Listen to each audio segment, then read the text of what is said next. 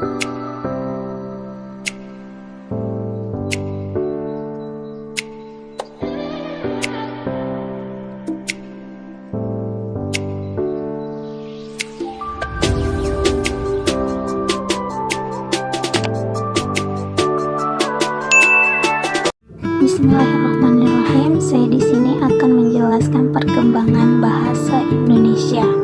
Bahasa Indonesia ialah bahasa Melayu yang kemudian dijadikan sebagai bahasa resmi bangsa Indonesia serta bahasa persatuan.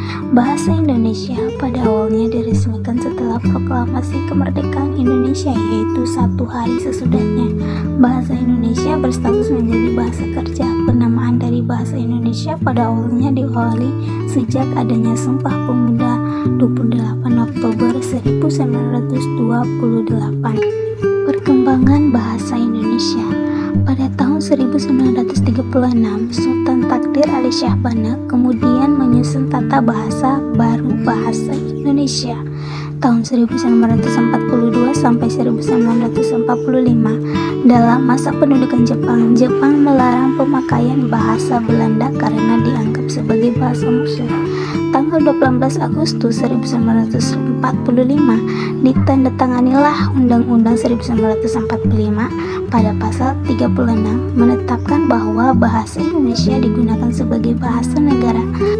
Tanggal 19 Maret 1947 diresmikan tentang penggunaan ejaan Republik sebagai pengganti dari ejaan Van op Huijsen yang berlaku sebelumnya. Tahun 1948 terbentuk sebuah lembaga yang menangani pembinaan bahasa dengan nama Balai Bahasa.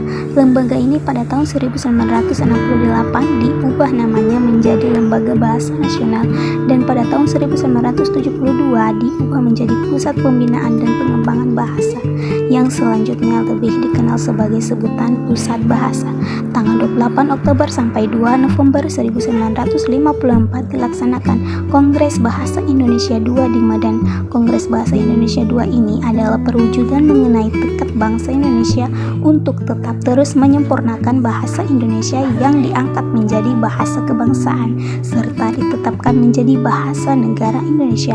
Tanggal 16 Agustus 1972, Presiden Republik Indonesia pada masa itu yaitu Presiden Soeharto meresmikan penggunaan EYD atau Ejaan Bahasa Indonesia yang disempurnakan dengan melalui pidato kenegaraan di depan sidang DPR dan dikuatkan dengan adanya keputusan Presiden nomor 57 tahun 1972. Pada tanggal 31 Agustus 1972, Menteri Pendidikan dan Kebudayaan pada masa itu menetapkan mengenai pedoman umum ejaan bahasa Indonesia yang disempurnakan serta pedoman umum pembentukan istilah resmi diberlakukan di Indonesia atau wawasan Nusantara.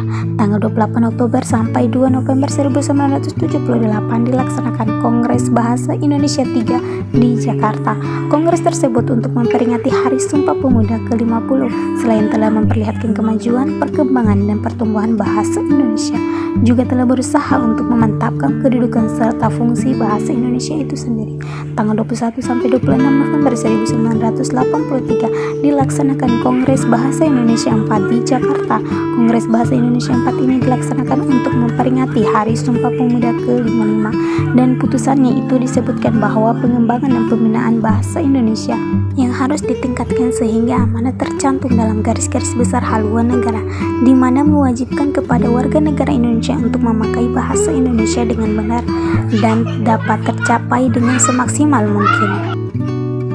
Tanggal 8 Oktober sampai 3 November 1988 dilaksanakan Kongres Bahasa Indonesia V di Jakarta. Kongres Bahasa Indonesia V ini dihadiri oleh sekitar 700 pakar bahasa Indonesia dari seluruh Indonesia, serta terdapat peserta tamu dari berbagai negara sahabat. Kongres tersebut ditandatangani dan dipersembahkan karya dari Pusat Pembinaan dan Pengembangan Bahasa kepada para pecinta bahasa Indonesia di Nusantara, yaitu Kamus Besar Bahasa Indonesia serta Tata Bahasa Baku Bahasa Indonesia tanggal 28 Oktober sampai 2 November 1993 dilaksanakan Kongres Bahasa Indonesia 6 di Jakarta. Pesertanya yaitu 770 pakar bahasa dari Indonesia dan terdapat 53 peserta tamu dari mancanegara. Kongres ini mengusulkan supaya Pusat Pembinaan dan Pengembangan Bahasa Indonesia untuk lebih ditingkatkan statusnya menjadi Lembaga Bahasa Indonesia dan mengusulkan agar disusun Undang-Undang Bahasa Indonesia.